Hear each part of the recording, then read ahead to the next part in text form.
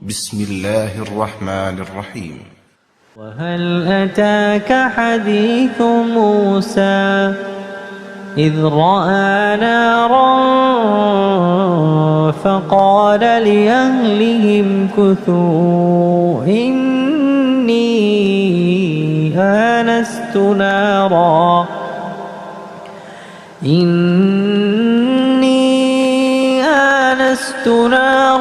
لعلي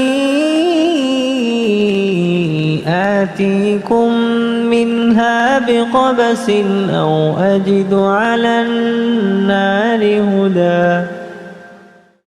അസ്സലാമു അലൈക്കും വറഹ്മത്തുള്ളാഹി വബറകാതുഹു. ഖുർആൻ പദം 989 ദിവസത്തിലേക്ക് എല്ലാവരെയും ഹാർദമായി സ്വാഗതം ചെയ്യുന്നു. സൂറത്ത് ത്വാഹയിലെ 9-10 ആയത്തുകളാണ് ഇന്ന് പഠന വിധേയമാക്കുന്നത്. ക്ലാസ് ആരംഭിക്കുന്നതിനായി ആദരണീയനായ ഡോക്ടർ AI വിലായത്തുള്ള സാഹിബിനെ ക്ഷണിക്കുന്നു. السلام عليكم ورحمة الله وبركاته. أعوذ بالله من الشيطان الرجيم. بسم الله الرحمن الرحيم. وهل أتاك حديث موسى إذ رأى نارا فقال لأهلهم كثوا إني آنست نارا لعلي آتيكم منها بقبس أو أجد على النار هدى. صدق الله العلي العظيم. സൂറത്തു ത്വാഹയിലെ 9-10 ആയത്തുകളാണ് ഞാൻ നിങ്ങളെ കേൾപ്പിച്ചിട്ടുള്ളത്. ഈ സൂറത്തിന്റെ ആദ്യ ഭാഗത്തുള്ള നബി സല്ലല്ലാഹു അലൈഹി വസല്ലമയെ അഭിസംബോധന ചെയ്തുകൊണ്ടുള്ള ഏതാനും ആയത്തുകൾ നമ്മൾ കഴിഞ്ഞ ദിവസം വിശദമായ പഠനത്തിന് വിധേയമാക്കുകയുണ്ടായി. 1 മുതൽ 8 വരെയുള്ള ആയത്തുകൾ ആ വിധത്തിലുള്ളതാണ്. അതിൽ അഭിസംബോധന ചെയ്യപ്പെടുന്നത് നബി സല്ലല്ലാഹു അലൈഹി വസല്ലം തന്നെയാണ്. അദ്ദേഹം മക്കയിലെ ആ പ്രയാസകരമായ നാളുകളിൽ നേരിട്ടുകൊണ്ടിരുന്ന പല പ്രയാസങ്ങളെയും ബുദ്ധിമുട്ടുകളെയൊക്കെ പരിഗണിച്ചുകൊണ്ട് അദ്ദേഹത്തെ ആശ്വസിപ്പിക്കുന്ന വിധത്തിലുള്ള വാക്കുകളാണ് നമുക്കവിടെ കാണാൻ സാധിക്കുകയുണ്ടായത്. വളരെ ഇമ്പമാർന്ന വിധത്തില് നബി സല്ലല്ലാഹു അലൈഹി വസല്ലമയെ ചേർത്ത് നിർത്തിക്കൊണ്ട്, ചേർത്ത് പിടിച്ചുകൊണ്ട് അള്ളാഹു അദ്ദേഹത്തോട് അവിടെ പറയുകയുണ്ടായത്, ഈ വിശുദ്ധ ഖുർആൻ അവതരിച്ചിട്ടുള്ളത്, അല്ലെങ്കിൽ അള്ളാഹു അതിനെ അവതരിപ്പിച്ചിട്ടുള്ളത് താങ്കൾക്കൊരു മനക്ലേശം ഉണ്ടാകുന്നതിന് വേണ്ടിയല്ല. അത് ശ്രദ്ധയുള്ള ആളുകൾക്ക്, കാര്യങ്ങളെ വിലയിരുത്തിക്കൊണ്ട് നിലപാടുകൾ സ്വീകരിക്കുന്ന ആളുകൾക്ക് ഒരു ഓർമ്മപ്പെടുത്തലും ഉത്ബോധനവും ഒക്കെ ആകുന്നതിന് വേണ്ടിയാണ് ഭൂമിയെയും ആകാശങ്ങളെയും ഒക്കെ സൃഷ്ടിച്ചിട്ടുള്ള പ്രപഞ്ച സൃഷ്ടാവിൽ നിന്നുള്ള തൻസീലാണത്. അവൻ തുടർന്നും കാര്യങ്ങളുടെ നിയന്ത്രണം കൈകാര്യം ചെയ്തുകൊണ്ടിരിക്കുന്നുണ്ട്. ആകാശങ്ങളിലും ഭൂമിയിലും അവയ്ക്കിടയിലുള്ളതും അതുപോലെ മണ്ണിന് കീഴേ ഉള്ളതും ഒക്കെ തന്നെ പൂർണ്ണമായിട്ടും അവന്റെ ഉടമസ്ഥതയിലാണ്. അതുകൊണ്ട് താങ്കൾ നേരിട്ടുകൊണ്ടിരിക്കുന്ന വിഷമം അല്ലെങ്കിൽ പ്രയാസങ്ങളൊക്കെ മുൻനിർത്തിക്കൊണ്ട് വളരെ ഉച്ചത്തില് അവലാദികള് ബോധിപ്പിച്ചുകൊണ്ട് പറയേണ്ടതില്ല. അവന് രഹസ്യമായുള്ള കാര്യങ്ങൾ അറിയാം. അതിനേക്കാൾ മറഞ്ഞു കിടക്കുന്ന, മറച്ചു വെക്കപ്പെട്ടിട്ടുള്ള കാര്യങ്ങളും അവന് നന്നായിട്ട് അറിയാം. അവനാണ് അള്ളാഹു. അവനെ കൂടാത്ത മറ്റൊരു ആരാധ്യനും മറ്റൊരു ഇലാഹും ഇല്ല. സകല ഉത്കൃഷ്ട നാമങ്ങളും ഉത്തമമായ നാമങ്ങളൊക്കെയും തന്നെ അവന് അവകാശപ്പെട്ടതാണ്. ഈ ഒരു കാര്യമാണ് സൂറത്തിന്റെ തുടക്കത്തില് പ്രതിപാദിക്കപ്പെട്ടതായിട്ട് നമ്മൾ കാണുകയുണ്ടായത്. ഈ ആയത്തുകളിൽ മുഖ്യമായിട്ടും അഭിസംബോധന ചെയ്യപ്പെടുന്നത് നബി സല്ലല്ലാഹു അലൈഹി വസല്ലം തന്നെയാണ്. വ്യക്തിപരമായി അദ്ദേഹത്തെ ആശ്വസിപ്പിക്കുന്ന ഒരു ശൈലിയിൽ അദ്ദേഹം ചുമതലപ്പെടുത്തപ്പെട്ടിരിക്കുന്ന ദൗത്യം, അതിന്റെ ലക്ഷ്യപ്രാപ്തി, അതിന്റെ സ്വഭാവം തുടങ്ങിയ കാര്യങ്ങളൊക്കെ എന്താണ് എന്നത് വളരെ കൃത്യതയോടുകൂടി വെളിപ്പെടുത്തുകയും വ്യക്തമാക്കുകയൊക്കെ ചെയ്യുകയാണ് ഈ ആയത്തുകളിൽ. അതിനെ തുടർന്ന് വിശുദ്ധ ഖുർആൻ കൈകാര്യം ചെയ്യുന്ന ചരിത്ര സംഭവങ്ങളിലെ ഒരുപക്ഷെ ഏറ്റവും ഏറെ വിശദാംശങ്ങളോടുകൂടി പ്രതിപാദിക്കപ്പെട്ടിരിക്കുന്ന ഒരു വിഷയത്തിലേക്കാണ് നമ്മൾ ആനയിക്കപ്പെടുന്നത്. സൂറത്തുൽ കഹ്ഫ് വായിച്ചപ്പോ അതില് നമ്മൾ മൂസ അലൈഹി ഇസ്ലാമിന്റെ ജീവിത കഥകളിലൂടെ കടന്നു പോവുകയുണ്ടായി. സൂറത്തുൽ ബഖറയിലും ധാരാളം വിശദാംശങ്ങൾ നമ്മൾ കാണുകയുണ്ടായതാണ്. സൂറത്തുൽ ഖസസില് മൂസ അലൈഹി ഇസ്ലാമിന്റെ ആദ്യകാല ജീവിതവുമായി ബന്ധപ്പെട്ടുകൊണ്ടുള്ള വളരെയേറെ കാര്യങ്ങൾ വിശദമായിട്ട് പ്രതിപാദിക്കുന്നുണ്ട്. ഇവിടെ സൂറത്തു തോഹയില് മൂസ അലൈഹിസ്സലാം അദ്ദേഹത്തിന്റെ മദിയൻ വാസം അവസാനിപ്പിച്ച് തിരിച്ചു പോകുമ്പോൾ ജന്മനാട്ടിലേക്ക് ഈജിപ്തിലേക്ക് കുടുംബത്തെയും കൊണ്ട് പോകുന്ന ഘട്ടത്തില് അതിനെ തുടർന്നുണ്ടായ സംഭവങ്ങളാണ് വിവരിക്കപ്പെടുന്നത്. ആ ചരിത്ര വിവരണത്തിലേക്കാണ് ഇവിടെ ഇന്ന് നമ്മൾ വായിച്ചു വെച്ചിട്ടുള്ള രണ്ടായത്തുകളിലൂടെ നമ്മൾ പ്രവേശിക്കുന്നത്. അതിന്റെ തുടക്കം ഇങ്ങനെയാണ്: വഹൽ അതാക ഹദീഥു മൂസ. നബി സല്ലല്ലാഹു അലൈഹി വസല്ലമയോട് അള്ളാഹു ഒരു കാര്യം ചോദിക്കുന്ന ശൈലിയിലാണ്. പ്രവാചകരെ, താങ്കൾക്ക് മൂസായുടെ വാർത്ത, മൂസായുടെ വൃത്താന്തം വല്ലതും ലഭിച്ചിട്ടുണ്ടോ? താങ്കൾക്ക് മൂസ അലൈഹി ഇസ്ലാമുമായി ബന്ധപ്പെട്ടുകൊണ്ടുള്ള വല്ല സംഭവ വിവരണവും ലഭിച്ചിട്ടുണ്ടോ എന്നാണ് ചോദിക്കുന്നത്. വഹൽ അതാക ഹദീസ് മൂസ.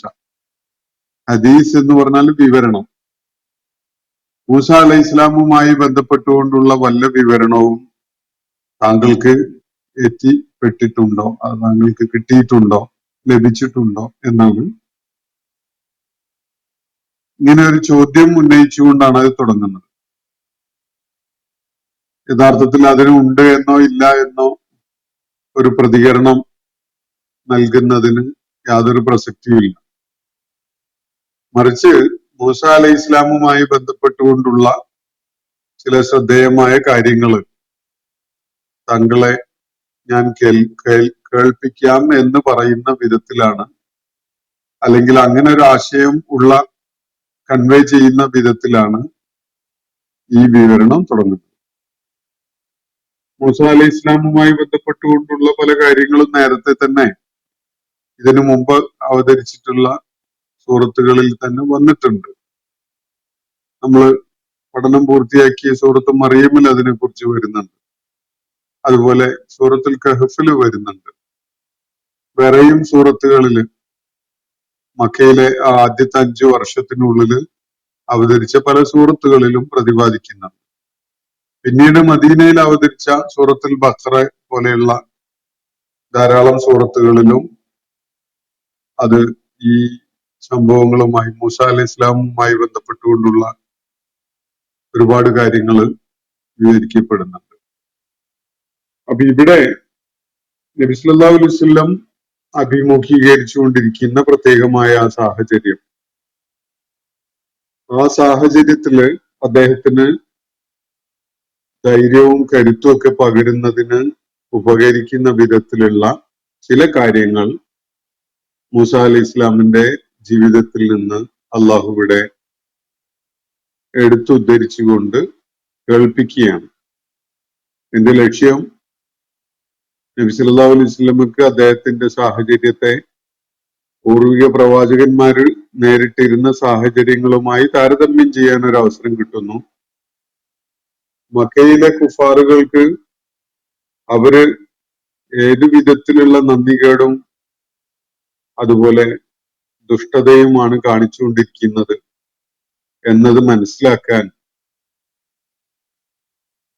പൂർവിക പ്രവാചകനായിരുന്ന മൂസ അലൈഹിസ്സലാമിന്റെ ജീവിത സംഭവങ്ങളിലൂടെ, ജീവിത വിവരണത്തിലൂടെ അനാവൃതമാവുന്ന വ്യക്തികളും സംഭവങ്ങളും ഒക്കെ ആയിട്ട് തട്ടിച്ചു നോക്കുമ്പോൾ മക്കയിലെ ആളുകൾ സമാനതയുള്ള അക്രമത്തിന്റെയും ദുഷ്ടതയുടെയും ഒക്കെ വഴി തന്നെയാണ് പിന്തുടരുന്നത് എന്നത് അവരെ ബോധ്യപ്പെടുത്താൻ ഉപകരിക്കുന്നതാണ്. ഇതേപോലെ തന്നെ നബി സല്ലല്ലാഹു അലൈഹി വസല്ലം ആ ഘട്ടത്തില് മക്കയിലായിരുന്നല്ലോ. മക്കയിൽ നിന്ന് വളരെയൊന്നും അകലെയല്ലാത്ത സമീപ പ്രദേശങ്ങളിൽ പലയിടത്തും യഹൂദരും ക്രൈസ്തവരും ഒക്കെ ജീവിക്കുന്നുണ്ടായിരുന്നു. ആ സമൂഹത്തിലെ ആളുകളെ അവരുടെ വേദഗ്രന്ഥങ്ങളിൽ വളരെയേറെ പരാമർശമുള്ള പ്രവാചകന്റെ അവര് വലിയ ആദരവോടുകൂടി നോക്കിക്കാണുന്ന അവരുടെ നേതാവായിരുന്ന മൂസ അലൈഹി ഇസ്ലാമിന്റെ ജീവിതവുമായി ബന്ധപ്പെട്ടുകൊണ്ടുള്ള വിവരണങ്ങൾ നൽകുന്നത് അവരുടെ ശ്രദ്ധയും വിശുദ്ധ ഖുർആനിലേക്ക് കൊണ്ടുവരിക എന്നൊരു താല്പര്യത്തോടു കൂടിയാവണം. അപ്പൊ ഇങ്ങനെയൊക്കെയുള്ള ലക്ഷ്യങ്ങളെ മുൻനിർത്തിക്കൊണ്ടുള്ള ഒരു വിവരണമാണ് നമുക്കിവിടെ കാണാൻ സാധിക്കുന്നത്. വഹൽ അതാക ഹദീസ് മൂസ, മൂസായുടെ വാർത്ത, മൂസായുമായി ബന്ധപ്പെട്ടുകൊണ്ടുള്ള വല്ല വിവരണങ്ങളും പ്രവാചകരെ താങ്കൾക്ക് ലഭിക്കുകയുണ്ടായോ എന്നാണ് ഈ വാചകം സൂചിപ്പിക്കുന്ന അർത്ഥം. ഇത് നാറൻ, എന്നിട്ട് അതിനൊന്ന് സ്പെസിഫൈ ചെയ്യാണ്. ഏത് ഘട്ടത്തില് ഏത് സംഭവവുമായി ബന്ധപ്പെട്ടുകൊണ്ടുള്ള വിവരണം എന്നതാണ് ഇവിടെ സ്പെസിഫൈ ചെയ്യുന്നത്. ഇത് നാറൻ, അദ്ദേഹം ഒരിക്കല് ഒരു തീ കണ്ട ഒരു സന്ദർഭം ഉണ്ടായി. അദ്ദേഹത്തിന്റെ യാത്രാ മധ്യേ അദ്ദേഹം കുറച്ച് അകലെയായിട്ട് ഒരു തീ ഉള്ള സാഹചര്യം അല്ലെങ്കിൽ തീ കത്തുന്നത് കാണാനിടയായി. ആ സന്ദർഭവുമായി ബന്ധപ്പെട്ടുകൊണ്ടുള്ള വിവരണം പ്രവാചകരെ താങ്കൾക്ക് ലഭിച്ചുവോ എന്ന് ചോദിക്കുന്ന വിധത്തിലാണ് നമുക്ക് ഇതിന്റെ തൊട്ടു മുമ്പുള്ള ആയത്തുമായി അതിനെ ചേർത്ത് വായിക്കുമ്പോൾ ലഭിക്കുന്ന ആശയം. അപ്പൊ ഇത് നാറൻ, അദ്ദേഹം ഒരു തീ കണ്ട സന്ദർഭം ഓർത്തു നോക്കുക. ആ സന്ദർഭം സ്മരണീയമാണ്, അല്ലെങ്കിൽ ആ സന്ദർഭവുമായി ബന്ധപ്പെട്ടുകൊണ്ടുള്ള മൂസ അലൈഹി ഇസ്ലാമിന്റെ ജീവിത സംഭവവികാസങ്ങൾ അതിനെക്കുറിച്ച് അറിയാൻ താങ്കൾക്ക് സാധിച്ചോ എന്നാണ് ഇവിടെ റേസ് ചെയ്യപ്പെടുന്ന ചോദ്യം. അപ്പോ ഫഖാല മൂസ അലൈഹി ഇസ്ലാം ദി അഹ്ലിഹി, തന്റെ കുടുംബത്തോട് ആ ഘട്ടത്തില് പറഞ്ഞത് ഇങ്ങനെയാണ്: ഉംകുസു ഇന്നി ആനസ്തു നാറ, നിങ്ങളൊന്ന് അല്പം കാത്തു നിൽക്കൂ, ഞാന് അകലെയായിട്ട് തീ കാണാനിടയായിട്ടുണ്ട്. ഇന്നി ആനസ്തു നാറ, എനിക്ക് തീ കാണാൻ പറ്റിയിട്ടുണ്ട്. ഇംകുസു, നിങ്ങളൊന്ന് വെയിറ്റ് ചെയ്യൂ, നിങ്ങളൊരു അല്പനേരം കാത്തു നിൽക്കൂ. ലഅല്ലി ആതീകും മിൻഹാ ബിഖബസിൻ, ഞാൻ അവിടെ പോയി നിങ്ങൾക്കൊരു തീക്കൊള്ളി കൊണ്ടുതരാം, നിങ്ങൾക്ക് ഉപകരിക്കുന്ന ഒരു തീക്കൊള്ളി ഞാൻ നിങ്ങൾക്കായിട്ട് കൊണ്ടുതരാം. അത് അജിദു അലന്നാരി ഹുദ, അതല്ലെങ്കിൽ ആ തീ ഉള്ള സ്ഥലത്തിന്റെ പരിസരത്ത് നിന്ന് എനിക്കൊരു ദിശാബോധം, അല്ലെങ്കിൽ ഏത് ദിശയിലേക്കാണ് നീങ്ങേണ്ടത് എന്ന വിധത്തിലുള്ള ഒരു മാർഗദർശനം കണ്ടെത്താൻ പറ്റി എന്ന് വരാം. മൂസ അലൈഹി ഇസ്ലാം ഒരു സ്വാഭാവികമായ അസംഷൻ നടത്തുകയാണ് ഇവിടെ. അകലെയായിട്ട് യാത്ര ചെയ്തുകൊണ്ടിരിക്കുമ്പോൾ രാത്രി നേരത്ത് നീങ്ങിക്കൊണ്ടിരിക്കുമ്പോഴാണ് കുറച്ച് അകലെയായിട്ട് തീ കാണുന്നത്. തീ കാണുമ്പോൾ സ്വാഭാവികമായിട്ടും ഈ രണ്ട് അസംഷൻ സാധ്യമാണ്. ഒന്ന്, അവിടെ പോയാൽ വല്ല വിറക് കൊള്ളിയും ആ തീയില് കാണിച്ച് കത്തിച്ചെടുത്താൽ അതുമായി തന്റെ കുടുംബത്തിന്റെ അടുക്കലേക്ക് വരാം. അവർക്കത് വെളിച്ചത്തിന് വേണ്ടിയോ ഭക്ഷണം പാകം ചെയ്യുന്നതിന് വേണ്ടിയൊക്കെ ഉപയോഗപ്പെടുത്താം. അങ്ങനെ ഒരു സാധ്യത അവിടെ പോയാലുണ്ട്. മറ്റൊന്ന്, തീയുള്ളത് തീർച്ചയായിട്ടും തീ ഉണ്ടാക്കിയ കുറച്ച് ആളുകൾ അവിടെ ഉണ്ടാവാൻ സാധ്യതയുണ്ട് എന്നുള്ള സൂചനയാണ് നൽകുന്നത്. കുറച്ച് ആളുകൾ അവിടെ ഉണ്ടാകാൻ സാധ്യതയുണ്ട്. ഒരുപക്ഷെ ഒരാള് അല്ലെങ്കിൽ കൂടുതൽ ആളുകളൊക്കെ ആ തീ കത്തുന്നിടത്ത് ഉണ്ടാവാൻ ഇടയുണ്ട്. അവരുടെ അടുക്കൽ ചെന്നാൽ ഏത് ദിശയിലേക്കാണ് താൻ ലക്ഷ്യത്തിലെത്താൻ വേണ്ടി സഞ്ചരിക്കേണ്ടത് എന്ന വിധത്തിലൊരു മാർഗദർശനം ലഭിച്ചെന്ന് വരും. അവരെനിക്ക് വഴി പറഞ്ഞു തരാനൊക്കെ സാധ്യതയുണ്ട്. അവിടെ പോയാല് അവരോട് എനിക്ക് അന്വേഷിക്കാൻ പറ്റും. ഞാൻ ഉദ്ദേശിക്കുന്നിടത്തേക്ക് എത്താൻ ഏത് വഴിക്കാണ് പോവേണ്ടത് എന്നതൊക്കെ അവരെനിക്ക് പറഞ്ഞു തരാനിടയുണ്ട്. അതുകൊണ്ട് ഞാനൊന്ന് പോയിട്ട് വരാം, നിങ്ങൾ ഇവിടെ വെയിറ്റ് ചെയ്യൂ എന്നാണ് മൂസ അലൈഹി ഇസ്ലാം തന്റെ കുടുംബത്തോട് ആ ഘട്ടത്തിൽ പറയുന്നത്. ഇത് മൂസ അലൈഹി ഇസ്ലാമിന്റെ ജീവിത കഥയുമായി ബന്ധപ്പെട്ടുകൊണ്ടുള്ള ഒരു പ്രത്യേക ഘട്ടമാണ് പരാമർശിക്കുന്നത്. നമുക്ക് വിശദമായിട്ട് മൂസ അലൈഹി ഇസ്ലാമിന്റെ ബാല്യകാലത്തെ കുറിച്ചും ഈജിപ്തിലെ ഫറോവയുടെ കൊട്ടാരത്തിൽ അദ്ദേഹം വളരാനിടയായ സാഹചര്യത്തെ കുറിച്ചൊക്കെ ഖുർആൻ വിവരിച്ചു തന്നത് പലയിടത്തും നമ്മൾ ഇതിനകം തന്നെ കണ്ടതാണ്. അപ്പോ ഈജിപ്തില് മൂസ അലൈഹി ഇസ്ലാം വളർന്ന് ഒരു യുവാവായി വന്ന ഘട്ടത്തിലാണ് തീർത്തും അപ്രതീക്ഷിതമായിട്ട് അദ്ദേഹം ഒരു കുറ്റകൃത്യത്തിന്റെ വലയിൽ പെട്ടുപോകുന്നത്.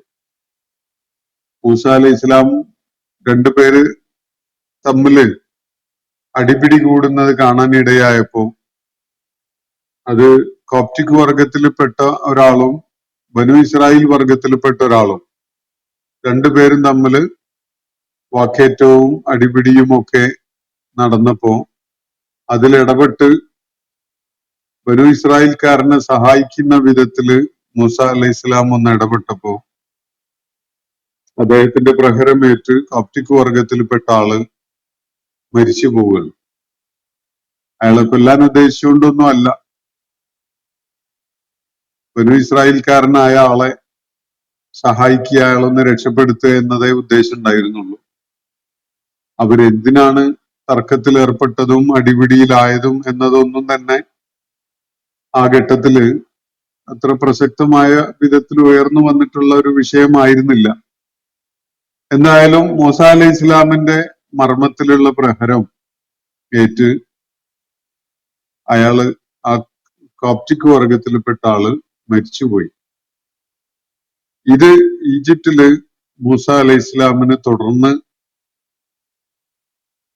മുന്നോട്ട് പോകാൻ, ജീവിതം മുന്നോട്ട് കൊണ്ടുപോകാൻ സാധിക്കാത്ത ഒരു സാഹചര്യം സൃഷ്ടിച്ചു. ഒന്നാമത്, മൂസ അലൈഹി ഇസ്ലാം ബനു ഇസ്രായേൽ വംശത്തിൽ പെടുന്ന ആളാണ്. രണ്ടാമത്തത്, അദ്ദേഹത്തിന്റെ പ്രഹരത്താൽ മരിക്കാനിടയായിരിക്കുന്നത് അവിടുത്തെ ഭരണവർഗത്തിൽപ്പെട്ട ചെബുത്തികളിൽപ്പെട്ട ഫിറൗന്റെ ആളുകളുടെ വളരെ അടുത്ത കുടുംബ ബന്ധമുള്ള ഒരാളാണ് എന്നതുമാണ്. ഈ ഒരു സാഹചര്യത്തില് തീർച്ചയായിട്ടും ജനങ്ങള് മൂസ അലൈഹി ഇസ്ലാമിനെതിരിൽ തിരിയും. പ്രത്യേകിച്ച് അവിടെ അധികാരം കൈയാളുന്ന ആളുകള് അദ്ദേഹത്തെ അതിന്റെ പേരിൽ പിടികൂടുകയും ശിക്ഷിക്കുകയൊക്കെ ചെയ്യാന് സാധ്യത വളരെ ഏറെയുള്ള ഒരു സാഹചര്യമാണ്. മാത്രമല്ല, ഒരാള് അദ്ദേഹത്തോട് വന്ന് പറയുകയും ചെയ്യുന്നുണ്ട്, മൂസേ, നിന്റെ കാര്യം ഇവിടെ വലിയ പരുങ്ങലിലാണ്, ഇവിടെ തുടർന്ന് നിൽക്കുന്നത് നിനക്ക് അത്ര സുരക്ഷിതമല്ല, സാധിക്കുമെങ്കിൽ എത്രയും പെട്ടെന്ന് ഇവിടുന്ന് പോകുന്നതാണ് നല്ലത് എന്ന വിധത്തിലാണ് മൂസ അലൈഹി ഇസ്ലാമിനോട് അനുഭാവം ഉണ്ടായിരുന്ന ഒരാള് അദ്ദേഹത്തെ കാണാനിടയായപ്പോ ആ കൊല നടന്നതിന് ശേഷം പറയുന്നത്. മൂസ അലൈഹി ഇസ്ലാമിനെ സംബന്ധിച്ചിടത്തോളം അത് ഉദ്ദേശപൂർവം ചെയ്ത ഒരു കൊലപാതകമല്ല, അതൊരു അപകടം ആണ് എന്ന് തന്നെ പറയാം. അല്ലെങ്കിൽ ഉദ്ദേശപൂർവം അല്ലാതെ സംഭവിച്ച അദ്ദേഹത്തിന്റെ കരപ്രഹരത്താൽ അയാൾ കൊല്ലപ്പെടണമെന്നൊന്നും ഉദ്ദേശിച്ചിട്ടില്ല, അല്ലാതെ തന്നെ അയാള് മരിച്ചുപോയി എന്നതാണ് അവസ്ഥ. അപ്പൊ ഇനി അവിടെ തുടരുന്നത് ഒരു നിലക്കും സുരക്ഷിതമല്ല എന്ന് മനസ്സിലാക്കാൻ മൂസ അലൈഹി ഇസ്ലാമിന് സാഹചര്യങ്ങൾ കൊണ്ടൊക്കെ മതിയായ വിധത്തില് കാര്യങ്ങൾ ഉൾക്കൊള്ളാൻ പറ്റുന്ന ഒരു അവസ്ഥയായിരുന്നു. അങ്ങനെയാണ് മൂസ അലൈഹി ഇസ്ലാം ഈജിപ്റ്റ് വിട്ടു പോകുന്നത്. വളരെ അകലേക്ക് ഓടി രക്ഷപ്പെടുകയാണ് മൂസ അലൈഹി ഇസ്ലാം. അദ്ദേഹം സഞ്ചരിച്ചിരുന്നത് അറേബ്യയുടെ ഭാഗത്തേക്കാണ് എന്നാണ് മനസ്സിലാക്കാൻ പറ്റുന്നത്. അറേബ്യയുടെ വളരെ അകലെയായിട്ടുള്ള ഒരു പ്രദേശം മദിയൻ എന്ന പേരിൽ അറിയപ്പെടുന്ന ഒരു ഭാഗമുണ്ട്. ഇബ്രാഹിം അലൈഹി ഇസ്ലാമിന്റെ ഒരു പുത്രൻ മിദിയാൻ എന്ന പേരിൽ അറിയപ്പെടുന്ന ഒരു പുത്രനുമായി ബന്ധപ്പെട്ടുകൊണ്ടുള്ള ഒരു സ്ഥലപ്പേരാണത്. അദ്ദേഹത്തിന്റെ ആളുകൾ അധിവസിച്ചിരുന്ന ഒരു പ്രദേശം.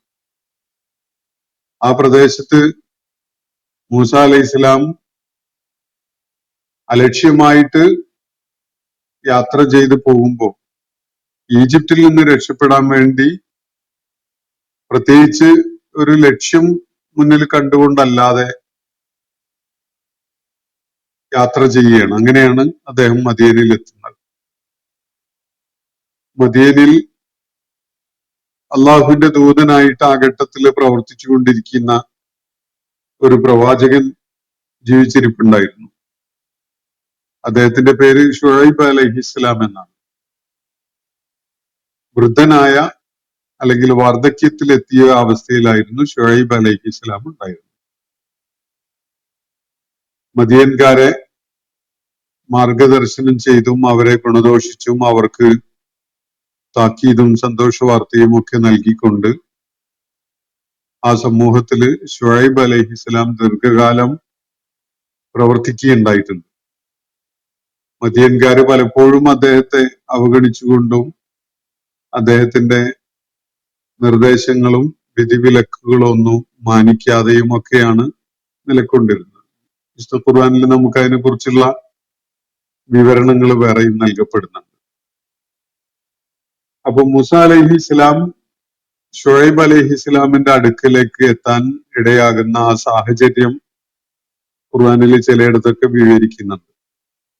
അദ്ദേഹത്തിന്റെ യാത്രാമധ്യേ ഒരു ജലസ്രോതസ്സില് ആളുകൾ തടിച്ചുകൂടി നിൽക്കുന്നതും അതിൽ നിന്ന് വെള്ളം കോരി അവരുടെ ആവശ്യങ്ങൾ നിർവഹിക്കുന്നതൊക്കെ ആയിട്ടുള്ള ഒരു രംഗത്തിലേക്കാണ് മൂസ അലൈഹി ഇസ്ലാം എത്തിപ്പെടുന്നത്. രണ്ട് യുവതികള് ആ ആണുങ്ങൾ വെള്ളം കോരുന്ന ആ ഇടത്തേക്ക് ഇടിച്ചു കയറാതെ അല്പം മാറി ഇങ്ങനെ നിൽക്കുകയാണ്. അവര് വെള്ളം കോരാൻ വേണ്ടി തന്നെയുള്ള അവസരം കാത്താണ് നിൽക്കുന്നത്.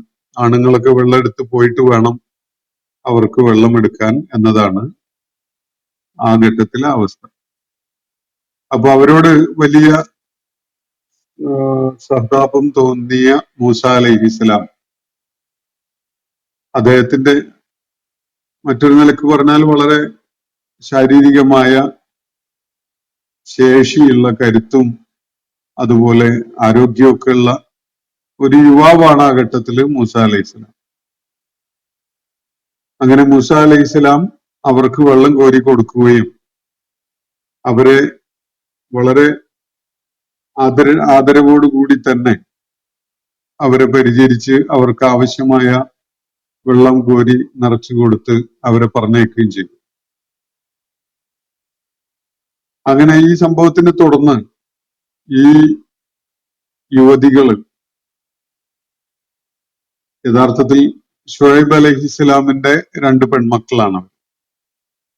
വാപ്പ പ്രായമേറിയ ഒരവസ്ഥയിലായതുകൊണ്ട് വേറെ ആൺമക്കള് ഇല്ലാത്തത് കൊണ്ടുമൊക്കെയായി അവരുടെ ജീവിതാവശ്യങ്ങൾക്കുള്ള വെള്ളം ശേഖരിക്കാന് ഈ യുവതികൾ തന്നെയാണ് പോവേണ്ടിയിരുന്നത്. അവരുടെ കന്നുകാലികള് ആടുമാടുകളൊക്കെ മേയ്ക്കുകയും അവർക്കും കുടുംബത്തിനും ഒക്കെ വേണ്ട വെള്ളം ശേഖരിക്കുക എന്നുള്ളത് ഈ യുവതികള് ചെയ്യേണ്ടിയിരുന്ന ഒരവസ്ഥയാണ്. വാപ്പാക്ക് പ്രായമായതുകൊണ്ട് അദ്ദേഹത്തിന് ചെയ്യാൻ പറ്റുന്ന ഒരു സാഹചര്യവും അല്ല. അപ്പൊ ഈ പെൺകുട്ടികള് അവരുടെ അന്നത്തെ അനുഭവങ്ങള് വാപ്പായോട് പങ്കുവെച്ച കൂട്ടത്തില് ഇങ്ങനെ വളരെ മാന്യനായ ഒരു മനുഷ്യൻ ഞങ്ങൾക്ക് വഴിയിൽ നിന്ന് കിണർന്ന് വെള്ളം കോരി തന്നു എന്ന കാര്യം ഷുഐബ് അലൈഹിസ്സലാമിനോട് പറയുന്നു. മാത്രമല്ല അതിനപ്പുറത്തേക്കും അവര് പോകുന്നുണ്ട്. വളരെ മാന്യനായ ഒരാളായിട്ടാണ് അദ്ദേഹത്തെ ഞങ്ങൾക്ക് അനുഭവപ്പെടുകയുണ്ടായത്. വാപ്പ അദ്ദേഹം ഞങ്ങൾക്ക് ചെയ്തു തന്ന ആ സേവനത്തിന് എന്തെങ്കിലും ഒരു പ്രതിഫലം അദ്ദേഹത്തിന് കൊടുക്കണം എന്നാണ് അവര് ആവശ്യപ്പെടുകയും ചെയ്യുന്നത്. അങ്ങനെ ഷുഐബ് അലൈഹിസ്സലാമിന്റെ നിർദ്ദേശപ്രകാരം അദ്ദേഹം ഈ പെൺകുട്ടികൾക്ക് ചെയ്തു കൊടുത്തിട്ടുള്ള സേവനത്തിന് പ്രതിഫലം നൽകാൻ വേണ്ടി വാപ്പായുടെ അടുക്കലേക്ക് ഒന്ന് ചെല്ലണം എന്ന് പറയാൻ വേണ്ടി അവര് വീണ്ടും വരികയാണ് മൂസ അലൈഹി ഇസ്ലാമിന്റെ അടുക്കലേക്ക്. അങ്ങനെ മൂസ അലൈഹി ഇസ്ലാമിന്റെ അടുക്കൽ വന്ന് ഈ കാര്യങ്ങളൊക്കെ പറയുകയും പ്രതിഫലം വാങ്ങിക്കാൻ വേണ്ടി വാപ്പായുടെ അടുക്കലേക്ക് വരണം എന്ന് ആവശ്യപ്പെടുകയൊക്കെ ചെയ്തു. മൂസ അലൈഹി ഇസ്ലാം അങ്ങനെ ഷുഐബ് അലൈഹി ഇസ്ലാമിന്റെ സന്നിധിയിലെത്തുകയാണ്. ആ ഘട്ടത്തിൽ മൂസ അലൈഹി ഇസ്ലാം അള്ളാഹുവിന്റെ ദൂതനായിട്ട് നിയോഗിക്കപ്പെട്ടിട്ടില്ല. അദ്ദേഹം തന്നെ ഒരു വലിയ കുറ്റം ചെയ്ത്, ഒരു കൊലക്കുറ്റം പേറിക്കൊണ്ടാണ് നാട് വിട്ട് അലയുന്നത്. ഷുഐബ് അലൈഹി ഇസ്ലാം അള്ളാഹുവിന്റെ ദൂതനാണ് എന്നതും മൂസ അലൈഹി ഇസ്ലാമിന് അറിയാനോ മനസ്സിലാക്കാനോ സാഹചര്യം ഉണ്ടായിട്ടില്ല. അങ്ങനെ ഷുഐബ് അലൈഹി ഇസ്ലാമിന്റെ അടുക്കൽ എത്തിയപ്പോ യഥാർത്ഥത്തിൽ നേരത്തെ ഈ വെള്ളം കോരിക്കൊടുത്ത ഘട്ടത്തിൽ തന്നെ മൂസ അലൈഹി ഇസ്ലാം അദ്ദേഹത്തിന്റെ ജീവിതത്തിലെ ആ അലച്ചിലിന്റെ അവസ്ഥ ശരിക്കും അനുഭവപ്പെട്ടുകൊണ്ട് അള്ളാഹുവിനോട് ചില തേട്ടങ്ങൾ നടത്തുന്നുണ്ടായിരുന്നു. റബ്ബി ലിമാ അൻസൽത ഇലയ്യ മിൻ ഖൈരിൻ ഫഖീർ എന്ന് അദ്ദേഹം ആ ഘട്ടത്തിൽ പ്രാർത്ഥിക്കുകയുണ്ടായി. പടച്ചതമ്പുരാൻ എന്റെ മുന്നിലേക്ക് നീ കാണിച്ചു തന്നിരിക്കുന്ന ഈ അനുഗ്രഹത്തിന് ഞാൻ ഏറെ ആവശ്യക്കാരനാണ്, ഞാൻ ഫഖീറാണ് എന്നാണ് അദ്ദേഹം പ്രാർത്ഥിച്ചത്. ഒരു പക്ഷേ ഈ പെൺകുട്ടികളിൽ, ഈ യുവതികളിൽ ആരെയെങ്കിലും തനിക്ക് ജീവിതത്തില് ഇണയായി കിട്ടിയിരുന്നെങ്കിൽ എന്ന് മൂസ അലൈഹിസ്സലാം ആഗ്രഹിച്ചിട്ടുണ്ടാകും. ആ ആഗ്രഹം ഒരു തേട്ടമായിക്കൊണ്ടാണ് മൂസ അലൈഹിസ്സലാം ഇങ്ങനെ പ്രാർത്ഥിക്കുന്നത്. റബ്ബി ലിമാ അൻസൽത ഇലയ്യ മിൻ ഖൈരിൻ ഫഖീർ. എന്റെ നാഥ, നീ ഇപ്പോ എന്റെ മുന്നിലേക്ക് ഇറക്കി തന്നിരിക്കുന്ന ഈ അനുഗ്രഹം, ആ അനുഗ്രഹത്തിന് ഞാൻ ഏറെ ആവശ്യക്കാരനാണ്. ഞാൻ ആ അനുഗ്രഹത്തിന് ഫഖീറാണ്. ഫഖീർ എന്ന് പറഞ്ഞാൽ ആവശ്യം അനുഭവപ്പെടുന്നവൻ എന്നാണ്. വിഭവം കയ്യിലില്ല, പക്ഷെ വിഭവത്തിന് ആവശ്യമുണ്ട്. അതിനാണ് ദാരിദ്ര്യം എന്നൊക്കെ പറയും. എന്തായാലും എന്റെ മുന്നിലേക്ക് നീ കാണിച്ചു തന്നിട്ടുള്ള ഈ അനുഗ്രഹത്തിന് ഞാൻ ഏറെ ആവശ്യക്കാരനാണ് റബ്ബേ എന്നാണ് മൂസ അലൈഹിസ്സലാം ആ ഘട്ടത്തില് തന്റെ നാഥനോട് പ്രാർത്ഥിക്കുന്നത്. ഒരു പ്രവാചകൻ എന്നുള്ള നിലക്ക് പ്രാർത്ഥിക്കുന്നതൊന്നുമല്ല. ഒരു സാധാരണ മനുഷ്യൻ സൃഷ്ടാവായ തന്റെ നാഥനോട് തന്റെ ഒരു ആവശ്യം സ്വകാര്യമായിട്ട് പറയുക എന്ന നിലക്കാണ് മൂസ അലൈഹി ഇസ്ലാം ഇവിടെ അത് ചെയ്യുന്നത്. അങ്ങനെ ഷുഹൈബ് അലി ഇസ്ലാമിന്റെ അടുക്കൽ എത്തിയപ്പോഴേക്ക് കാര്യങ്ങൾക്ക് കൂടുതൽ വ്യക്തത വരികയാണ്. ഷുഹൈബ് അലി ഇസ്ലാം പറയുന്നത്, നീ എനിക്ക് എന്റെ മക്കൾക്ക് ചെയ്തു തന്ന സേവനത്തിന് പ്രതിഫലമായിട്ട് ഞാൻ എന്റെ ഈ 2 പെൺമക്കളിൽ ഒരാളെ താങ്കൾക്ക് വിവാഹം ചെയ്തു തരാം. അതിനുള്ള മഹറായിട്ട് എന്നോടൊപ്പം 8 വർഷം താങ്കൾ തങ്ങണം. അത് 2 വർഷം കൂടി വർദ്ധിപ്പിച്ച് 10 വർഷമാക്കുകയാണെങ്കിൽ വളരെ നല്ലത്. 8 വർഷം എന്തായാലും എന്നോടൊപ്പം തങ്ങണം. ഇതാണ് വിവാഹമൂല്യമായിട്ട് ഷുഹൈബ് അലൈഹി ഇസ്ലാം ആവശ്യപ്പെടുന്നത്. തനിക്ക് ആൺമക്കളില്ലാത്തത് കൊണ്ടും വാർദ്ധക്യത്തിൽ എത്തിക്കുന്ന അവസ്ഥയായതുകൊണ്ടും യുവാവായ ഒരാളുടെ സാന്നിധ്യം വളരെയേറെ ആവശ്യമുള്ളത് കൊണ്ടും മൂസ അലൈഹി ഇസ്ലാമിനെ പോലെ നല്ല കരുത്തുള്ള, തടിമിടുക്കുള്ള, അരോഗ ദൃഢഗാത്രനായ ഒരാളെ മരുമകനായി ലഭിക്കുന്നു എന്നത് ഷുഹൈബ് അലൈഹി ഇസ്ലാമിനെ സംബന്ധിച്ചിടത്തോളം വളരെ സന്തോഷദായകമായ ഒരു കാര്യമാണ്. പക്ഷെ വിവാഹം കഴിഞ്ഞ് മകളെയും കൊണ്ട് അങ്ങ് പോയി കളയരുത്, 5-8 കൊല്ലം എനിക്ക് സാന്നിധ്യം നൽകിക്കൊണ്ട് ഇവിടെ ഉണ്ടാവണം. അതാണ് മഹറായിട്ട് ഷുഹൈബ് അലൈഹി ഇസ്ലാം ആവശ്യപ്പെട്ടത്. അപ്പോ മൂസ അലൈഹി ഇസ്ലാം ആ ഘട്ടത്തില് അത് അംഗീകരിച്ചുകൊണ്ട് പറയുകയുണ്ടായത്, ശരി, ഞാൻ താങ്കളുടെ മകളെ 2-ൽ-1 സ്വീകരിക്കാം, എന്റെ പത്നിയായിട്ട് ഇണയായിട്ട് സ്വീകരിക്കാം. മഹറായിട്ട് താങ്കൾ ആവശ്യപ്പെട്ട പ്രകാരം 8 വർഷം, അതിൽ കൂടുതൽ നിൽക്കേണ്ടി വരികയാണെങ്കിൽ, നിൽക്കാൻ പറ്റുകയാണെങ്കിൽ ഞാൻ നിന്നെന്ന് വരും. പക്ഷെ അതിൽ കൂടുതൽ എന്റെ മേലൊരു ബാധ്യതയാക്കി വെക്കരുത്. സാധിക്കുകയാണെങ്കിൽ ഞാൻ നിന്നെന്ന് വരും, ഇല്ലെങ്കിൽ എനിക്ക് എന്റെ മേലുള്ള ഒരു കടപ്പാടായിട്ട്, ഒരു ബാധ്യതയായിട്ട് അത് കണക്കാക്കരുത്.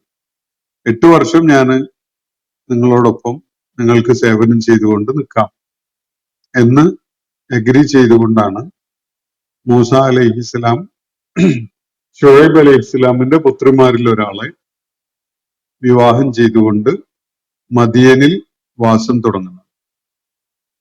അപ്പോ അനുമാനിക്കാൻ കഴിയുന്ന ഒരു കാര്യം, 8 വർഷം ചുരുങ്ങിയത്, ഒരുപക്ഷെ അതില് ഒരല്പം അധികമായി, കൂടിയാൽ 10 വർഷം വരെ മദിയനിൽ തങ്ങിയതിന് ശേഷം മൂസ അലൈഹി ഇസ്ലാം പത്നിയെയും കൂട്ടി, അല്ലെങ്കിൽ കുടുംബത്തെയും കൂട്ടി, ഒരുപക്ഷെ സന്താനങ്ങളും ഉണ്ടായിരിക്കണം, അതിനെക്കുറിച്ചുള്ള സൂചന ഖുർആൻ നൽകുന്നില്ല. എന്തായാലും കുടുംബത്തോടൊപ്പം മൂസ അലൈഹി ഇസ്ലാം തന്റെ ജന്മനാടായ, തന്റെ ഉടപ്പിറപ്പിങ്ങളുള്ള ബനൂ ഇസ്രായേൽ താമസിക്കുന്ന ഈജിപ്തിലേക്ക് പോകാൻ തീരുമാനിക്കുകയാണ്. അപ്പൊ ഈജിപ്തിലേക്ക് തിരികെ പോകുന്നത് തന്റെ ആളുകളോടൊപ്പം എത്തുക എന്ന ആഗ്രഹത്താലാണ്. ഈജിപ്തിലെ സാഹചര്യങ്ങളൊക്കെ മാറിയിട്ടുണ്ടാകാം, തന്നെ പഴയ ആ കൊലപാതകത്തിന്റെ പേരിൽ പിടികൂടാൻ സാധ്യതയില്ലാത്തൊരു സാഹചര്യം വന്നിട്ടുണ്ടാകാം. അവിടുത്തെ ഭരണാധികാരി മൂസ അലൈഹി ഇസ്ലാമിന്റെ കുട്ടിക്കാലത്തുണ്ടായിരുന്ന ഫറോവ മരിച്ചുപോയി, അദ്ദേഹത്തിന്റെ മകൻ അധികാരം ഏറ്റെടുത്തിട്ടുണ്ടാവാം. അതുപോലെ ആളുകൾക്ക് നേരത്തെ ഉണ്ടായിരുന്ന മൂസ അലൈഹി ഇസ്ലാമിനോടുണ്ടായിരുന്ന ആ ക്രോധവും പ്രതികാരവാഞ്ചയും ഒന്നും അതേ തീഷ്ണതയിൽ ഇപ്പോൾ നിലനിൽക്കുന്നുണ്ടാവില്ല.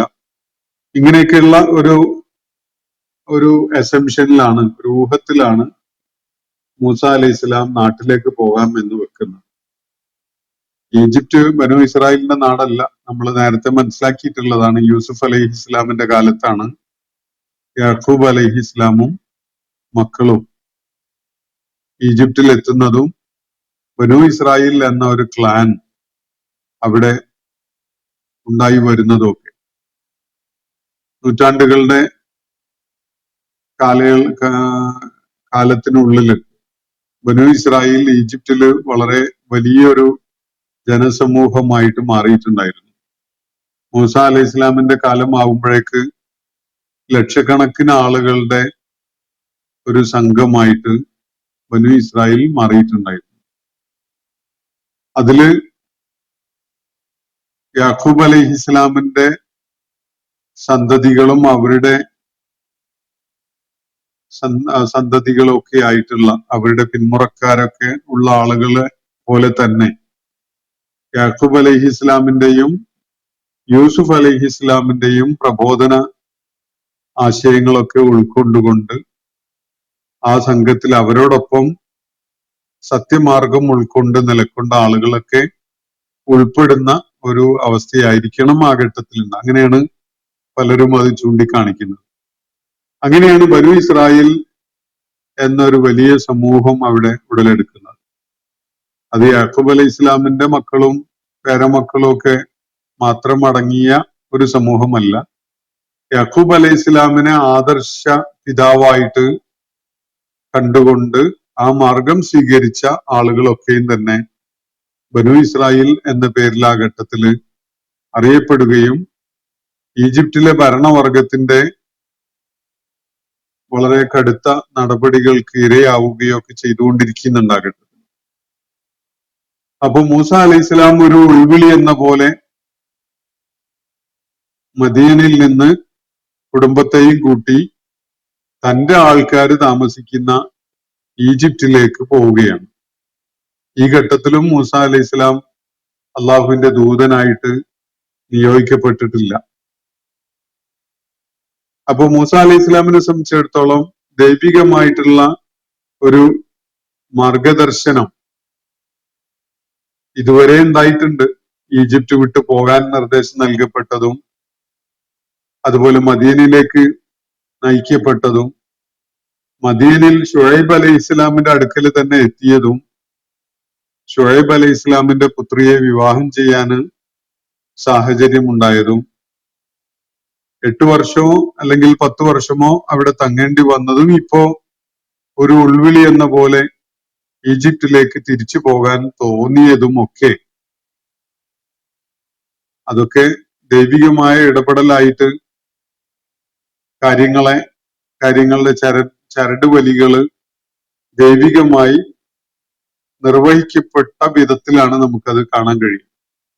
മൂസ അലൈഹി ഇസ്ലാമിനും അറിയില്ല, കൂടെയുള്ളവർക്കും ഒന്നും അറിയില്ല. വളരെ വലിയൊരു ദൗത്യം നിർവഹിക്കാൻ അള്ളാഹു തെരഞ്ഞെടുത്ത് അയക്കാൻ പോകുന്ന ആളാണ് താൻ എന്ന് മൂസ അലൈഹി ഇസ്ലാം സ്വപ്നത്തിൽ പോലും കരുതി കാണില്ല. കൂടെയുള്ളവരും അങ്ങനെ മനസ്സിലാക്കിയിട്ടുണ്ടാവില്ല. പക്ഷെ ഈജിപ്തിനെ ലക്ഷ്യമാക്കിക്കൊണ്ട് മദീനയിൽ നിന്ന് യാത്ര തിരിച്ച ആ സംഘം സന്ധ്യ മയങ്ങിയ നേരത്ത് അകലെയായി ഒരു തീ ഉണ്ടാക്കുന്നതായിട്ട്, ആരോ തീ കത്തിച്ചതായിട്ട് കാണാനിടയായി. ആ ഘട്ടത്തിലാണ് മൂസ അലൈഹി ഇസ്ലാം പറയുന്നത്, അവരെ സംബന്ധിച്ചിടത്തോളം ഈജിപ്തിലേക്ക് പോകാനുള്ള എളുപ്പവഴി ഏതാണെന്നുള്ളതൊന്നും അറിയില്ല. അന്ന് ആ കൊലപാതകം ഉണ്ടായ ഘട്ടത്തില് ജീവൻ രക്ഷപ്പെടുത്താൻ ആഗ്രഹിച്ചുകൊണ്ട് ധൃതിപ്പെട്ട് ഓടിപ്പോന്നതാണ്. അങ്ങനെ യാദൃച്ഛികമായിട്ട് മദീനയിലും ഷുഐബ് അലൈഹി ഇസ്ലാമിന്റെ സന്നിധിയിലൊക്കെ എത്തിപ്പെട്ടു എന്നേ ഉള്ളൂ. ഇപ്പോ ലക്ഷ്യം വെച്ചുകൊണ്ടാണ് യാത്ര ചെയ്യുന്നത്. തിരികെ പോകേണ്ടത് ഈജിപ്തിലേക്കാണ്. സിനായ് മരുഭൂമിയിലൂടെ യാത്ര ചെയ്ത് അവർക്ക് ഈജിപ്തിൽ എത്തണം. കൃത്യമായി എളുപ്പവഴി ഏതാണ് എന്നത് മൂസ അലൈഹി ഇസ്ലാമിന് അറിയില്ല. രാത്രി ഇരുളടയുന്നതോടുകൂടി എവിടെയെങ്കിലുമൊക്കെ സുരക്ഷിതമായ ഒരു താവളത്തിൽ തങ്ങണം. തണുപ്പിൽ നിന്ന് പ്രതിരോധിക്കാന് തീ ഉണ്ടാക്കണം, ഭക്ഷണം പാകം ചെയ്യണം, തുടർ യാത്രക്ക് വേണ്ട മാർഗദർശനമൊക്കെ കിട്ടണം. ഇതൊക്കെയാണ് മൂസ അലൈഹി ഇസ്ലാം ആ ഘട്ടത്തിൽ നേരിട്ടുകൊണ്ടിരുന്ന പ്രശ്നങ്ങൾ. അപ്പൊ കുടുംബത്തെ ഒരു ഭാഗത്ത് സുരക്ഷിതമായി ഇരുത്തിയതിനു ശേഷം മൂസ അലൈഹി ഇസ്ലാം ആ തീ കണ്ട ഇടത്തേക്ക് പോകാമെന്ന് വെക്കുകയാണ്. അദ്ദേഹം പറഞ്ഞ കാര്യം, ഒന്നുകിൽ അവിടെ ചെന്നാൽ എനിക്ക് ഒരു തീക്കൊള്ളി, ഒരു കബസ് സംഘടിപ്പിച്ച് കൊണ്ടുവരാൻ സാധിക്കും.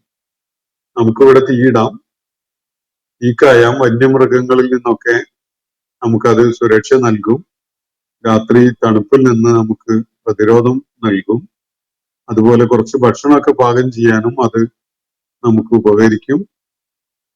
ഇതാണ് ഒരു സാധ്യത മൂസ അലൈഹി ഇസ്ലാം പറയുന്നത്. അതല്ലെങ്കിൽ അവിടെ മനുഷ്യന്മാരാരെങ്കിലും ഒക്കെ കാണും ആ തീയുള്ള സ്ഥലത്ത്.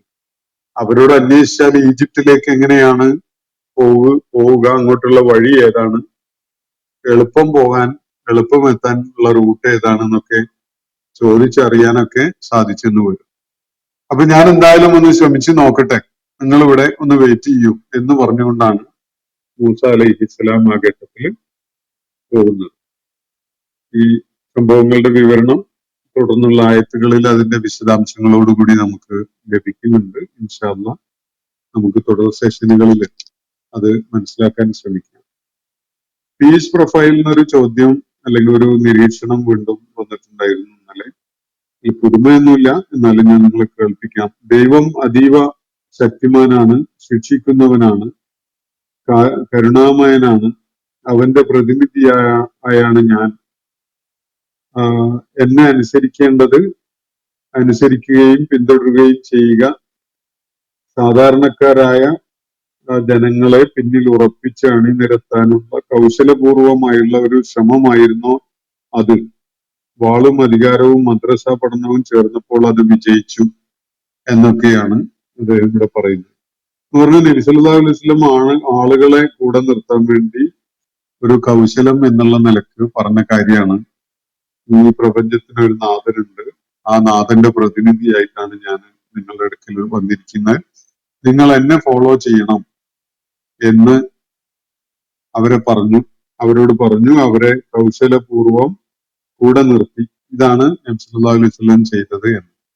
അത്രയും ഫ്രോഡുലന്റ് ആയ, ചതി മാത്രം അറിയുന്ന ഒരു വ്യക്തിയാണ് മുഹമ്മദ് നബി സല്ലല്ലാഹു അലൈഹി വസല്ലം എന്നാണ് ഇദ്ദേഹം അനുമാനിക്കുന്നത്. ഒരു അടിസ്ഥാനമില്ലാതെ, ഒരു കാരണവുമില്ലാതെ, ഒരു സുൽത്താന്റെയും പിൻബലം ഇല്ലാതെ അദ്ദേഹം സ്വയം കൽപ്പിച്ചുണ്ടാക്കി പറയുകയാണ്, പ്രപഞ്ചത്തിനൊരു നാഥനുണ്ട്, ആ പ്രപഞ്ചനാഥന്റെ പ്രതിനിധിയാണ് ഞാൻ, നിങ്ങൾ എന്നെയാണ് പിന്തുടരേണ്ടത്, ഞാനാണ് നിങ്ങൾക്ക് മാർഗദർശനം നൽകുക, അപ്പൊ എന്നെ അനുസരിച്ചുകൊണ്ടാണ് നിങ്ങൾ ജീവിക്കേണ്ടത് എന്ന് മുഹമ്മദ് നബി സല്ലല്ലാഹു അലൈഹി വസല്ലം ജനങ്ങളോട് പറഞ്ഞത് അദ്ദേഹത്തിന്റെ കൗശലമാണ് എന്നാണ്.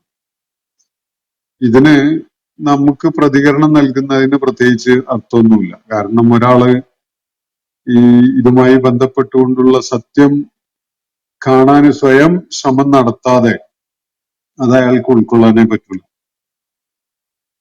മാത്രമല്ല, നമ്മള് മുഹമ്മദ് നബി സല്ലല്ലാഹു അലൈഹി വസല്ലം സത്യവാനാണ് എന്ന് ബോധ്യപ്പെട്ടുകൊണ്ട് അദ്ദേഹത്തെ പിൻപറ്റുന്ന ആളുകളാണ് എന്ന ഒരവസ്ഥ നിലനിൽക്കുവോളം നമ്മൾ പറയുന്ന ഏത് കാര്യവും അദ്ദേഹത്തിന് അസ്വീകാര്യമായിട്ടാണ് തോന്നുക.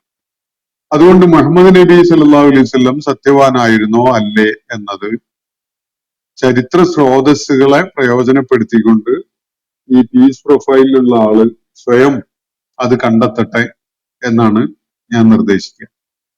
കാരണം ഞാൻ ഇതിന് പിൻബലമായിട്ട് എന്ത് തെളിവ് നിങ്ങളുടെ മുന്നിൽ ഹാജരാക്കിയാലും നിങ്ങൾക്ക് ഇതേ കാര്യം പറഞ്ഞുകൊണ്ടേയിരിക്കാൻ സാധിക്കും.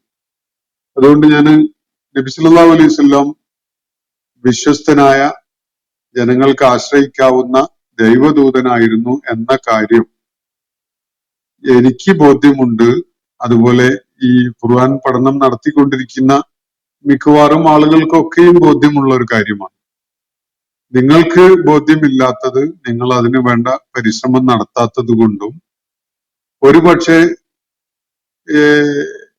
ആളുകളെ അവിശ്വസിക്കുക എന്നത് ഒരു ജീവിത സാഹചര്യങ്ങൾ കൊണ്ട് അദ്ദേഹം സ്വായത്തമാക്കിയിട്ടുള്ള ഒരു ശൈലി തന്നെ ആയിരിക്കാനാണ് സാധ്യത. പല ജീവിത സാഹചര്യങ്ങളിലുമാണ് ആളുകൾ വളരുന്നത്. അപ്പൊ അതിന്റെയൊക്കെ ഒരു സ്വാധീനം കാരണമായിട്ട് ഇത്തരം ഇമ്പാക്ട് ഉണ്ടായിട്ടുണ്ടാവാനൊക്കെ സാധ്യതയുണ്ട്. അതിന് പ്രപഞ്ചത്തിനൊരു നാഥൻ ഉണ്ടെങ്കിൽ ആ നാഥൻ എന്നെ വഴികാട്ടും എന്ന് വിശ്വസിച്ചുകൊണ്ട് ആ നാഥനോട് ആവശ്യപ്പെട്ട് സത്യം കണ്ടെത്താനുള്ള ഒരു ശ്രമം അദ്ദേഹം നടത്തട്ടെ. അത് അദ്ദേഹം തന്നെ നടത്തിയാലേ അദ്ദേഹത്തിന് അത് ബോധ്യമാവുള്ളൂ. അങ്ങനെ ഒരു ശ്രമം ഞാൻ നടത്തിയോണ്ട് കാര്യമില്ല. അദ്ദേഹം തന്നെ ആ പ്രയത്നവുമായി മുന്നോട്ട് പോകട്ടെ എന്നാണ് ഞാൻ പറയാം. പിന്നെ വാളും അധികാരവും മദ്രസ പഠനവും ചേർന്നപ്പോൾ അത് വിജയിച്ചു എന്നൊക്കെയാണ് ഇദ്ദേഹം പറയുന്നത്. വാള് ഒക്കെ ആവശ്യമുള്ളപ്പോഴൊക്കെ വേണ്ടത് തന്നെ. അതിപ്പോ നിങ്ങൾക്കും വേണ്ടി വരൂലേ? നിങ്ങൾ ഏതെങ്കിലും ഒരു ഐഡിയോളജിയിൽ വിശ്വസിക്കുന്നുണ്ടെങ്കിൽ, എന്തെങ്കിലും ഒരു ആശയത്തിലോ അല്ലെങ്കിൽ സംഘടിത സമൂഹവുമായിട്ട് വല്ല ബന്ധവും നിങ്ങൾക്ക് ഉണ്ടെങ്കിൽ അവിടേക്ക് വാള് നിങ്ങൾ കാണുന്നുണ്ടാവും. വാളൊക്കെ പഴയ കാലത്താണ്, ഇപ്പൊ വാളൊന്നും മതിയാവില്ല. എന്തായാലും ആയുധം എന്നത് മനുഷ്യനെ ഡിസിപ്ലിൻ ചെയ്യാൻ ആവശ്യമാണ്. കാരണം എല്ലാവരും മര്യാദക്കാരല്ല എന്നുള്ളതും, വളരെ അക്രമികളായിക്കൊണ്ട് തന്നെ മനുഷ്യരിൽ പലരും ബിഹേവ് ചെയ്യും എന്നതും ചരിത്രമാണ്. അതുകൊണ്ട് ജനങ്ങളെ ഡിസിപ്ലിൻ ചെയ്യാനും റെസ്ട്രെയിൻ ചെയ്യാനും നിയന്ത്രിച്ചു നിർത്താനും ഒക്കെ പ്രേരണയും വിദ്യാഭ്യാസവും ഒക്കെ ഒരു ഘടകമായിരിക്കുമ്പോൾ തന്നെ ചില കടുത്ത ശിക്ഷാ നടപടികളും ആവശ്യമാണ്. നമ്മൾ വിദ്യാഭ്യാസം എന്ന പ്രക്രിയയിലൂടെ രാജ്യത്തെ ജനങ്ങൾക്ക് പകർന്നു കൊടുത്തുകൊണ്ടിരിക്കുന്ന മൂല്യങ്ങൾ വളരെ വ്യവസ്ഥാപിതമായിട്ടാണ് നൽകപ്പെടുന്നത്. പക്ഷെ എന്നിട്ടും നമ്മളെ നാട്ടില് ദിനേന ചെറിയ കുഞ്ഞു പൈതലുകളെ പോലും റേപ്പ് ചെയ്യുന്ന, ബലാത്സംഗം ചെയ്യുന്ന എത്രയെത്ര സംഭവങ്ങളാണ് നമ്മൾ പത്രങ്ങളിലൂടെ കാണാനും വായിക്കാനും ഒക്കെ അവസരം ഉണ്ടാവുന്നത്. പ്രേരണയോ അതുപോലെ അധ്യാപനമോ ഒന്നും മനുഷ്യനെ സംബന്ധിച്ചിടത്തോളം പല കാര്യങ്ങളിലും മതിയാവില്ല. കടുത്ത ശിക്ഷ തന്നെ ചിലപ്പോ നൽകേണ്ടതായിട്ട് വരും. അപ്പോഴേ മനുഷ്യരെ നിയന്ത്രിച്ചു നിർത്താൻ സാധിക്കുകയുള്ളൂ. രണ്ട് കാര്യങ്ങൾ മനുഷ്യന് ആവശ്യമാണ്. ഒന്ന്, ശിക്ഷ ആവശ്യമാണ്. ശിക്ഷയെക്കുറിച്ചുള്ള താക്കീതും മുന്നറിയിപ്പും ഒക്കെ ആവശ്യമാണ്. അതേപോലെ തന്നെ പ്രോത്സാഹനമായിക്കൊണ്ടുള്ള പാരിതോഷികങ്ങളെയും സമ്മാനങ്ങളെയും പ്രതിഫലത്തെയും ഒക്കെ കുറിച്ച് ഉള്ള സന്തോഷ വാർത്തയെ നൽകലും ആവശ്യമാണ്. അപ്പോ വാള് ഉപയോഗിക്കും, വാള് ആവശ്യം തന്നെയാണ്. നിങ്ങളും ഉപയോഗിക്കും, നിങ്ങൾക്കും വേണ്ടി വരും. വാളും പരിചയവും അതുപോലെ ആയുധങ്ങളും ഒക്കെ എല്ലാവർക്കും ആവശ്യമാണ്. ഇല്ലാതെ ജീവിതം സുരക്ഷിതമായിട്ട് മുന്നോട്ട് കൊണ്ടുപോകല് സാധ്യമല്ല. പിന്നെ മദ്രസ പഠനം ഇതിന്റെ വളരെ പ്രധാനപ്പെട്ട ഒരു എലമെന്റ് തന്നെയാണ്. നബി സല്ലല്ലാഹു അലൈഹി വസല്ലം മക്കയിലായിരിക്കുമ്പോൾ തന്നെ ദാറുൽ അർഖം എന്ന പേരിൽ അറിയപ്പെട്ടിരുന്ന ഒരു വീട്ടില് തന്റെ അനുയായികളെ വിദ്യാഭ്യാസം ചെയ്തുകൊണ്ടിരുന്നു. വിശുദ്ധ ഖുർആൻ അവർക്ക് അവിടെ വെച്ച് നബി സല്ലല്ലാഹു അലൈഹി വസല്ലം പഠിപ്പിച്ചു കൊടുക്കാറുണ്ടായിരുന്നു. അതുകൊണ്ട് മദ്രസ അതിന്റെയൊക്കെ തുടർച്ചയാണല്ലോ ഇന്ന് നമ്മൾ കാണുന്ന മദ്രസകൾ. മദ്രസ എന്ന് പറഞ്ഞാൽ സ്കൂൾ എന്നാണ് അർത്ഥം, പാഠശാലകൾ എന്നാണ് അർത്ഥം. മദ്രസ എന്ന് പറഞ്ഞാൽ അറബി ഭാഷയില് മദ്രസ എന്ന് പറഞ്ഞാൽ ഈ പാഠശാലകളാണ്. ഒരു 10-12 വർഷമൊക്കെ അറേബ്യയില് സ്കൂളുകളിൽ അധ്യാപകരായി പരിശീലനം നേടിക്കൊണ്ടിരുന്ന ആളുകളെ അതിന് മേൽനോട്ടം വഹിക്കുന്ന മുഫത്തിഷായിട്ട് എനിക്ക് പ്രവർത്തിക്കേണ്ടി വന്നിട്ടുണ്ടായിരുന്നു. ആ ഘട്ടത്തില് സൗദി അറേബ്യയിലുള്ള ധാരാളം മദ്രസകൾ സന്ദർശിക്കാൻ എനിക്ക് അവസരം ഉണ്ടായിട്ടുണ്ട്. നമ്മുടെ നാട്ടിലും ധാരാളം മദ്രസകളുണ്ട്. അതിലെല്ലാ വിഷയങ്ങളും അടങ്ങുന്നതാണ് അവിടെ പഠിപ്പിക്കുന്നത്. ഇവിടെ നമുക്ക് ഗവൺമെന്റ് തലത്തിൽ ഒരു സിലബസും കാര്യമൊക്കെ ഉള്ളത് കൊണ്ട് സ്കൂൾ ഒന്ന് വേറെയും മതപഠനം വേറെയും ഒക്കെ ആയിട്ടാണ് നിർവഹിക്കപ്പെടുന്നത്. അപ്പോ അത് അദ്ദേഹത്തെ സംബന്ധിച്ചിടത്തോളം എന്തോ ഒരു ദ്രോഹകരമായ ഒരു സംഗതിയാണെന്നാണ് തോന്നുന്നത് അദ്ദേഹത്തിന്റെ പ്രയോഗം കണ്ടിട്ട്. സ്കൂളിങ്ങിനെ കുറിച്ച് ഇങ്ങനെ വിദ്യാഭ്യാസം നൽകുക എന്നത് ഒരു മോശം കാര്യമായിട്ട് പറയുന്ന പുതിയ ദർശനങ്ങളൊക്കെ ഉണ്ട്. ഇപ്പോൾ ഡീ സ്കൂളിങ്ങിനെ കുറിച്ച് സംസാരിക്കുന്ന ആളുകളൊക്കെ നമുക്ക് പടിഞ്ഞാറൻ ദാർശനികന്മാരുടെ കൂട്ടത്തിൽ കാണാൻ കഴിയും. ഈ ചോദ്യം ഉന്നയിച്ചിരിക്കുന്ന ആള് അങ്ങനെയുള്ള വിഭാഗങ്ങളിലൊന്നും പെടുന്ന ആളാവില്ല. ഇത് ഇസ്ലാം വിരോധം കൊണ്ടാണ് മദ്രസ പഠനത്തെ ഒരു മ്ലേച്ഛവൃത്തിയായിട്ട് കാണിച്ചുകൊണ്ട് അദ്ദേഹം ഇവിടെ ചൂണ്ടിക്കാണിക്കുന്നത്. അപ്പൊ അദ്ദേഹത്തിന് അതിന് കൊഴുപ്പ് കൂട്ടാൻ പറ്റിയ ഒരുപാട് സംഗതികളും പറയാനുണ്ടാവും. അതൊക്കെ അദ്ദേഹത്തിന്റെ ഡിസ്ക്രിഷന്, അന്വേഷണ ത്വരക്ക് വിട്ടുകൊടുക്കുകയാണ്. അപ്പോ മദ്രസ പഠനവും അധികാരവും വാളും ഒക്കെ ഒത്തു വന്നപ്പോ അതങ്ങ് വിജയിച്ചു എന്നാണ് ഇദ്ദേഹം പറയുന്നത്. അത്ര ലളിതാക്കണം എന്നത് നിങ്ങളൊന്ന് ആലോചിച്ച് നോക്കൂ. ചരിത്രത്തിലെ വളരെ ശ്രദ്ധേയമായ നാഗരികതകളുടെ കൂട്ടത്തിലൊന്നാണ് ഇസ്ലാം സംഭാവന ചെയ്തിട്ടുള്ള നാഗരികത. അതിനെ ഇത്ര ലളിതമാക്കി അങ്ങ് അവതരിപ്പിച്ച് പൊയ്ക്കളയാൻ കഴിയും? ഒരു വാളും അധികാരവും മദ്രസ പഠനവും കൂടി ചേർന്നാല് ഇസ്ലാം ലോകത്ത് നൽകിയിട്ടുള്ള, ലോകത്ത് സൃഷ്ടിച്ച ആ നാഗരിക മുന്നേറ്റം ഉണ്ടാവും എന്നാണോ നിങ്ങൾ പറയുന്നത്? വളരെ വിചിത്രമായ ഒരു വിലയിരുത്തലായിട്ടാണ് എനിക്ക് തോന്നുന്നത്. എന്തായാലും നിങ്ങൾ സ്വയം തന്നെ സത്യം കണ്ടെത്തുക. അതിനുവേണ്ടി അള്ളാഹു നിങ്ങൾക്ക് അവസരങ്ങൾ ഉണ്ടാക്കി തരട്ടെ എന്ന് ആവശ്യപ്പെട്ടുകൊണ്ട്, എന്ന് പ്രാർത്ഥിച്ചുകൊണ്ട് ഞാൻ അവസാനിപ്പിക്കുകയാണ്. വാഖിർ ദഅ്വാനാ അനിൽ ഹംദുലില്ലാഹി റബ്ബിൽ ആലമീൻ. അസ്സലാമു അലൈക്കും വറഹ്മത്തുള്ളാഹി. ഇന്നത്തെ ഖുർആൻ പദം ഇവിടെ സമാപിക്കുന്നു. ഖുർആൻ പഠനത്തിൽ പങ്കെടുത്ത എല്ലാവർക്കും അല്ലാഹു അർഹമായ പ്രതിഫലം നൽകി അനുഗ്രഹിക്കട്ടെ. വആഖിറു ദഅ്വാനാ അനിൽ ഹംദുലില്ലാഹി റബ്ബിൽ ആലമീൻ. അസ്സലാമു അലൈക്കും വറഹ്മത്തുള്ളാഹി വബറകാതുഹു.